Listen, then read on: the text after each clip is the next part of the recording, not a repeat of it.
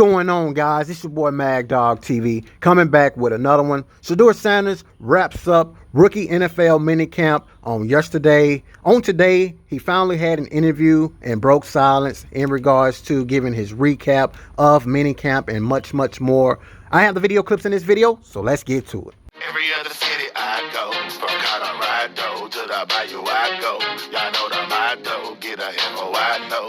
My people know it's MagDog TV, let's go. To every other city I go. So once again, as I said before, Shedeur Sanders definitely had an amazing camp during the Cleveland Browns rookie NFL minicamp. Shedeur Sanders finally broke silence in regards to giving his recap of the way that he performed at the rookie NFL minicamp. He also spoke about a more exciting things during this interview. I have the video clips of this footage. Shout out to the Cleveland Browns, so let's get to it. Welcome back to Cleveland Browns Daily, brought to you by Bally Bet. Very excited now to be joined by one of the newest members of your Cleveland Browns, quarterback Shedeur Sanders. Shedeur, let me officially welcome you to the Cleveland Browns. Congrats on being here. How you doing? I'm excited to be here. I'm ready to do big things, accomplish a lot of great things, and be a great teammate. Rookie minicamp. That's what we're talking right now. You're about to get first time, be able to put the uniform on, get out on the grass. What are you hoping to do as you kind of just assimilate in here into the National Football League? I'll say, of course, establish myself first in the locker room, first around the building, have everybody understand me, and just create, great dialogue between everybody, just be a good teammate, honestly. When you say you want everybody to understand you, what is it that you want our listeners, because they're not going to get to be around you in the locker room, what is it that you want people to understand about you? Well, I'm saying understand me. What I'm speaking on is, understand, I work hard, and I love the game of football. That's all you really need to know. And, I ain't disrespectful. I don't have off-the-field problems. So those main three things is that equals success. All right, when I watch your tape, I would say the three things that stand out to you about as a quarterback: accuracy, most accurate passer in the history of college football, decision-making, and then toughness. You took a beating in Colorado. You got up every single time. That's what Kevin Stefanski said. Those are the three things he looks for in a quarterback. So do you feel like this is a good match here for you in Cleveland? Yeah, of course. That's why it worked out. That's why I'm here. That's why I'm a Brown. I feel like God won't put me in a situation I'm not ready for, and that's not ready for me. So that's why I'm thankful for the city embracing me how they have been, being able to go and see the kids just working out. They running with me, clapping for me when I get done working out and stuff. And it's real cool. It's real exciting. And the city really embraced me a lot. And I'm just excited to be here. How'd you come up with that idea? Because you get drafted and then you're actually, you can come right in right away. Otherwise, you're not really allowed to be here until minicamp. You said, you know what, I'm coming to Cleveland. It's going to be my new home.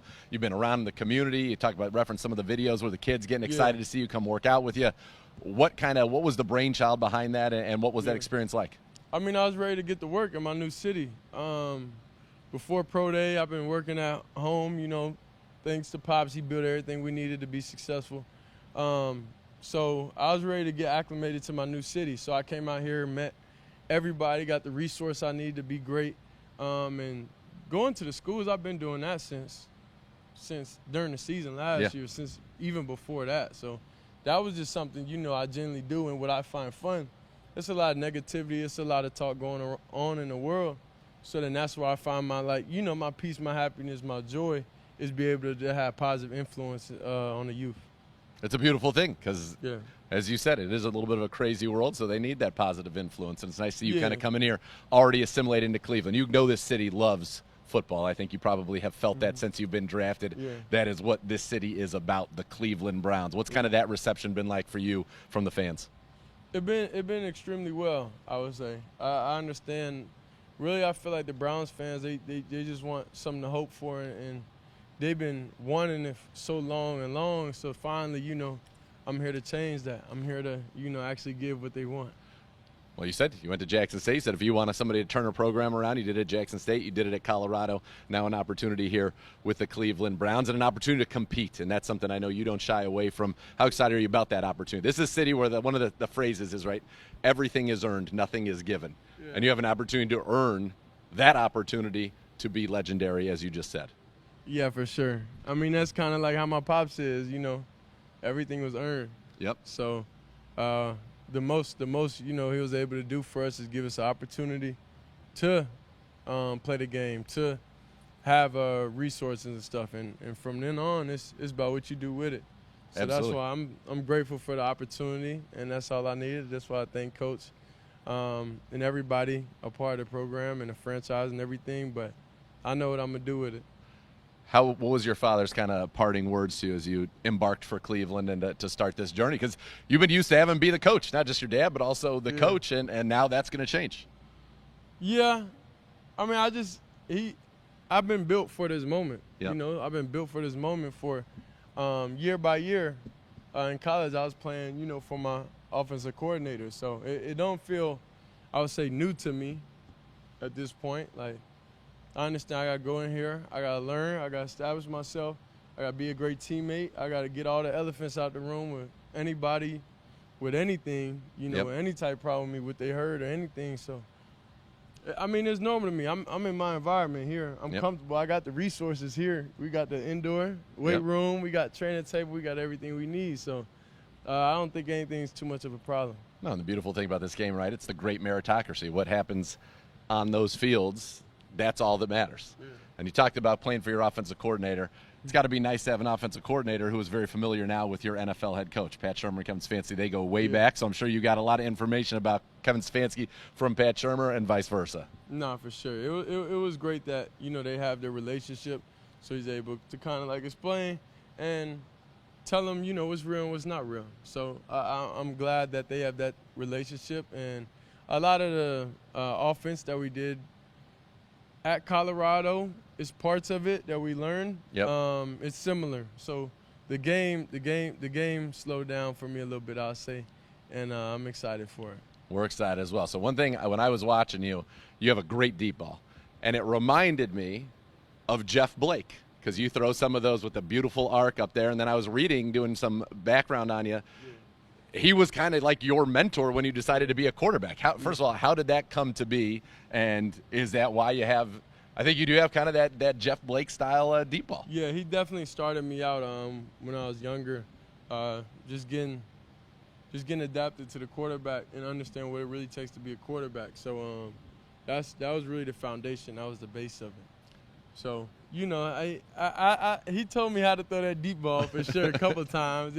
It's just not registering for sure. Yeah, it certainly is there.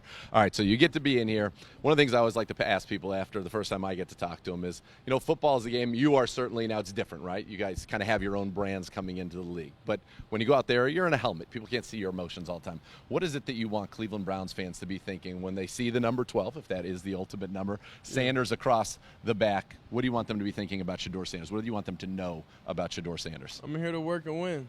I think everything off the field, that's going to handle itself. On the field, of course, that's what I want my personality, and that's what I want to be known for, is the one that came here and changed the franchise. Yeah, well, that journey starts today, doesn't it? Yeah, for sure. Shedeur, pleasure to meet you. Thanks so much, and good luck here with the Cleveland Browns. All right, we'll be back with more Cleveland Browns Daily brought to you. You guys heard it right there. Shedeur Sanders speaking out in regards to an interview prior up to his rookie NFL minicamp. This was a video footage showcasing Shedeur Sanders speaking out before his performance. As you guys saw, I had made so many videos giving you guys the recap of Shedeur Sanders. Shedeur Sanders is very loved in Cleveland, that's for sure. I even had a video, my most recent video, speaking out about these podcasters and journalists surrounding the Cleveland Browns, speaking out about Shedeur Sanders and the competition battle between Dillon Gabriel along with Shedeur Sanders. Dillon Gabriel actually performed very well as well. So make no mistake about it. Both of those quarterbacks are very good quarterbacks for this franchise. And to be honest with you guys, this makes it much beneficial to the Cleveland Browns because they have trade value. If a team like the New Orleans Saints come calling for one of the two, Cleveland Browns are still good because they have 2-3 very good quarterbacks. So this is definitely very good for the franchise of the Browns. Now, I'm being a little biased, but I'm also being honest. If I'm the Cleveland Browns, I'm going to make sure I keep Shedeur Sanders. For one, he's much bigger than Dillon Gabriel. For two, he's much more accurate than Dillon Gabriel. And three, he has a chip on his shoulder. So you're getting a lot more from a package of Shedeur Sanders rather than a Dillon Gabriel. But again, I'm not taking away anything from Dillon Gabriel. I do feel like he's going to be a very good quarterback in this league. hit that like button, subscribe to the channel. Shout out to the Cleveland Browns. If you guys like the video, make sure you turn on the post notification bell. That way, every time I upload a new video, you guys will see it. Drop in the comments and let me know how do you guys feel about this interview. Until next time, peace.